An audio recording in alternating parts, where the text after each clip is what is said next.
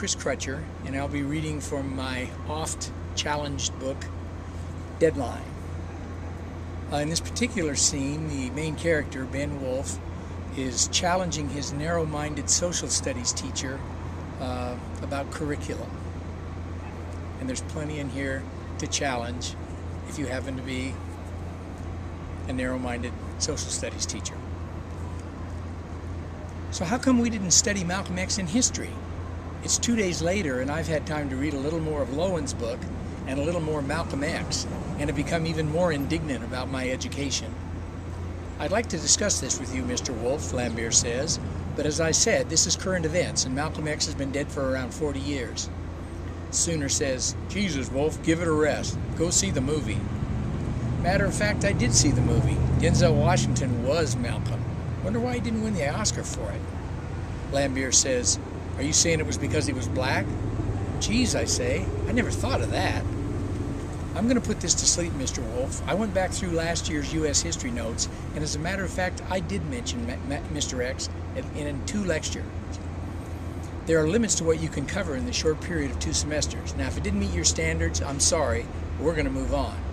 And I have to tell you, I've decided to put your Malcolm X street naming project out of range. The truth is, the school has a levy to pass this year, and if you're canvassing for something that frivolous, we could lose that levy. So move on to another project. You're going to sabotage my education for a few bucks, I say, with exaggerated disbelief? Does Idaho have an ACLU?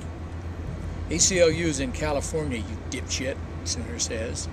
Dallas says, that's UCLA, Sooner. Every state has an ACLU. Well, pardon me, Sooner says back. I am single-handedly driving this class out of control. Lambert raises his high hand, supposedly a signal for all to fall silent. That's enough. Now let's get this class back on track. But I have been armed by James Lowen. Did you know that when it came to the indigenous populations of the West Indies and Haiti, Christopher Columbus had about the same sensibilities as Adolf Hitler? How come you didn't teach us that in U.S. history? Mr. Wolf, I'll say it one more time. This class is about United States government and current events.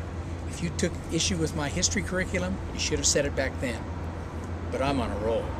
Okay, then how come you haven't told us about the Native American influence on the ideas put forth in the Constitution, and particularly on the Bill of Rights?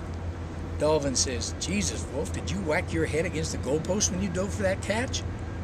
I spend the last half hour of class in enforced silence.